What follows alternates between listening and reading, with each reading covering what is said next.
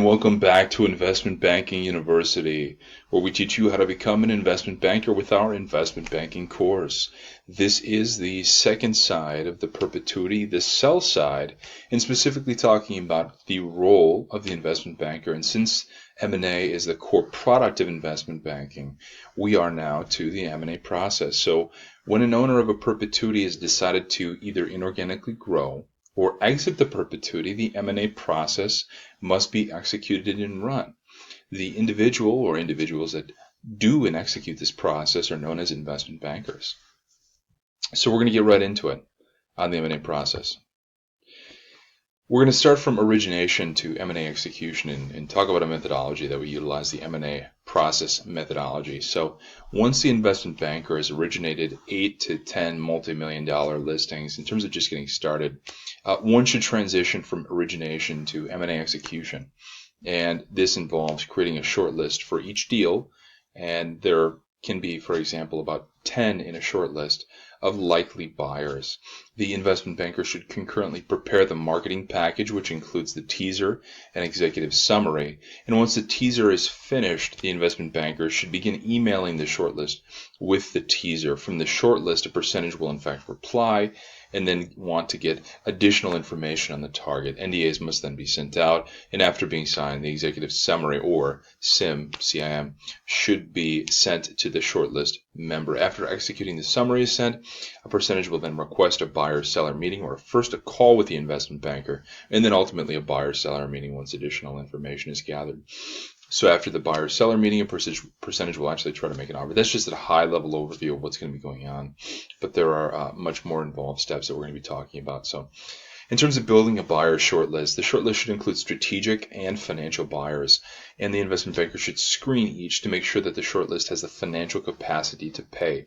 The investment banker should use SalesGenie or another platform to pull together the geographic competitors based upon SIC code, and have about 10 strategics is what you're typically going to want to have.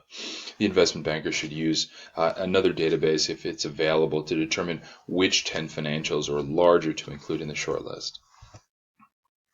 In terms of thinking through likely buyers, we're thinking about competitors, those with synergies, also indirect competitors, and then in terms of financial, there may in fact be hybrid strategics, meaning financial buyer with an asset in the sector, or there may in fact be a pure financial buyer.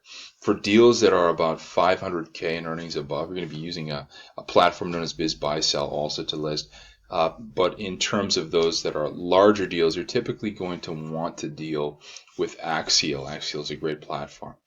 In terms of the teaser that actually gets built out, the teaser is going to contain an overall financial profile, 3 years of historical revenue and EBITDA calculations, as well as 2 years of projected revenue and EBITDA.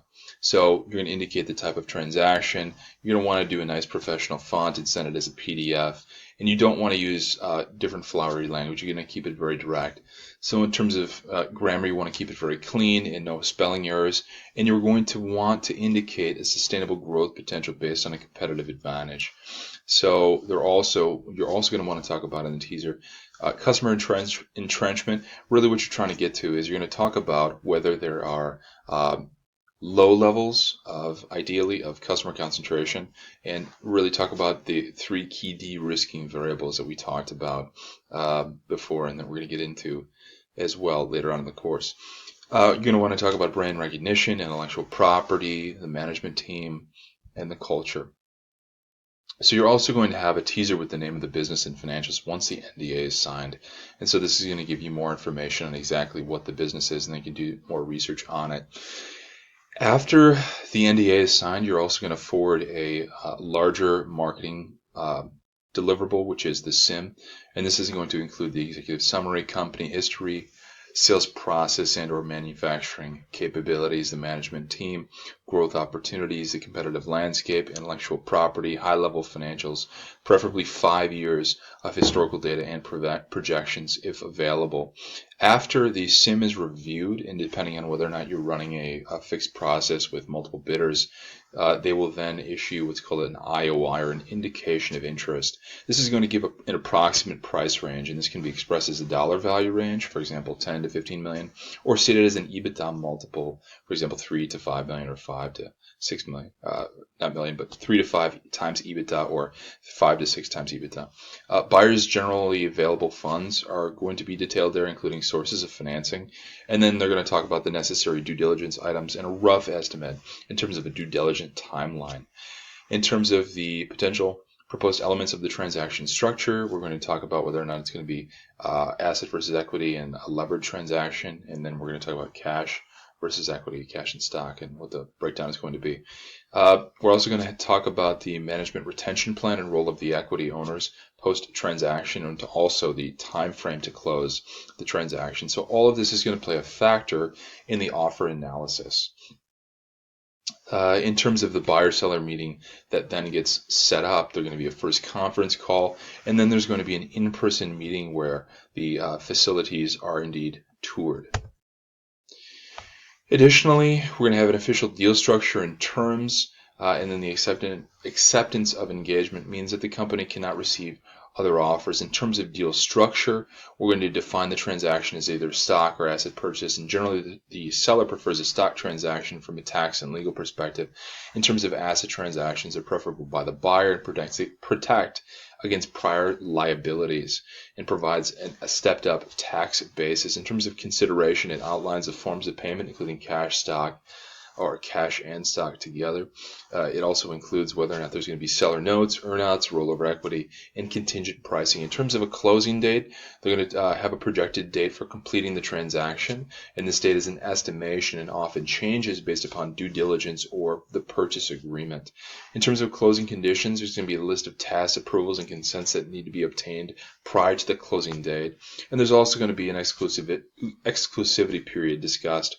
And that is common practice for a buyer to request this, and it is a period of exclusive negotiation to ensure that the seller is not shopping their deal to a higher bidder while appearing to negotiate in good faith. And you expect to see requests for periods of about 30 to 120 days, and the duration is negotiable.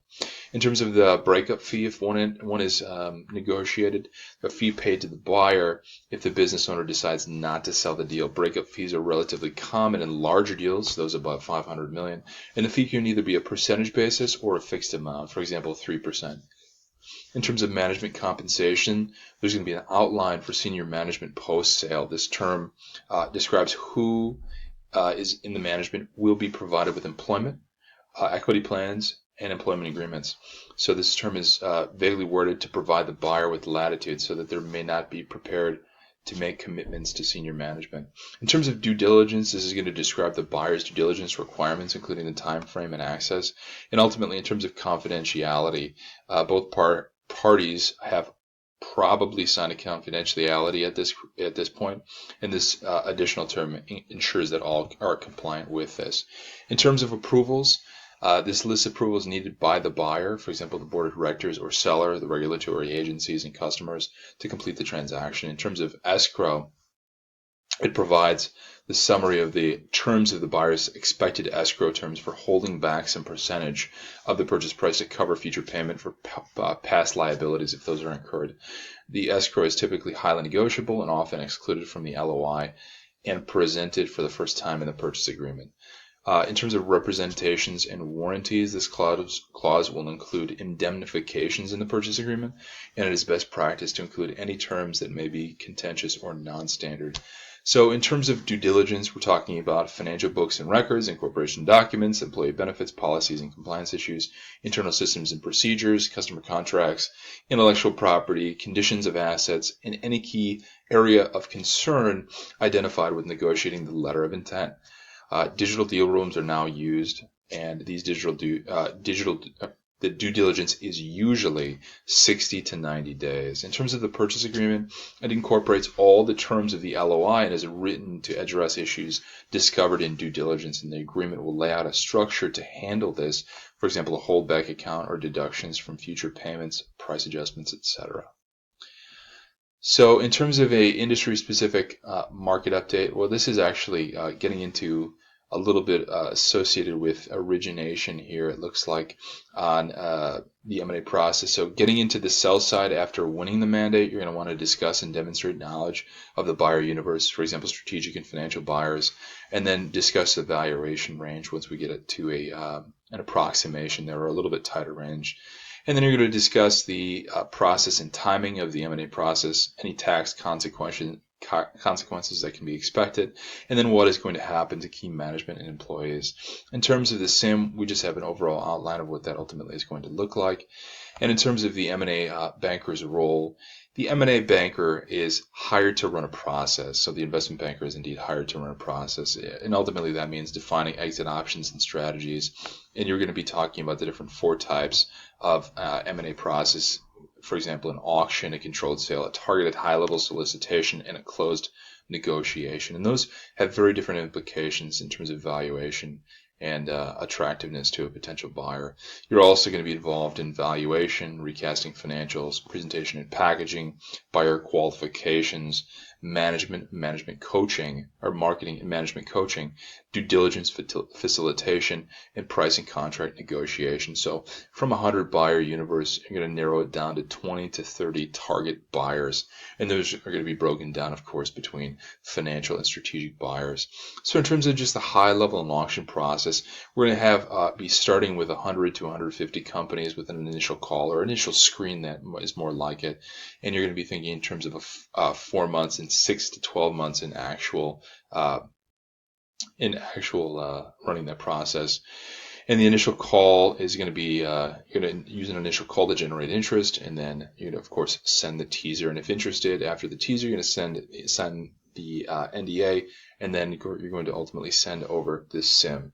If you are pursuing a controlled sale, there's going to be about 10 to 12 companies that you're going to be contacting. Expectations are usually around 4 months, but in actuality, it's about a 6 to an 8 month actual process. In terms of a targeted high-level solicitation, it's going to be a little bit different from that. And then ultimately, the least the smallest size of potential buyers, or the smallest percentage of potential buyers, is in fact a closed negotiation, and that's actually just 1 or 2 parties, and that is typically a 1 to 3 month process. So regarding valuation, the investment banker will form the story, which is either going to be a growth story or it's going to be a well operating story, and those are 2 important things to be able to add value in the M&A process.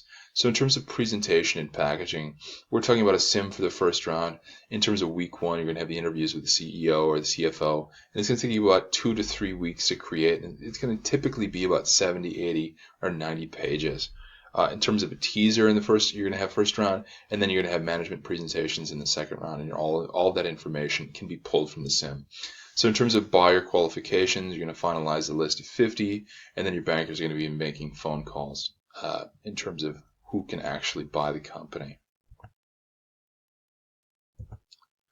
So this is an infographic just detailing kind of what we talked about here, running the M&A process, the transition from origination to M&A execution, building the buyer shortlist, some of the deliverables, talking about the teaser, the NDA, the teaser with the name of the business, the SIM, the indication of interest from the buyer-seller meeting, the letter of intent, looking at due diligence, and then ultimately the purchase agreement. So that's it for this video. In the next video, we're actually going to get into investment bank management and some methodologies we have there.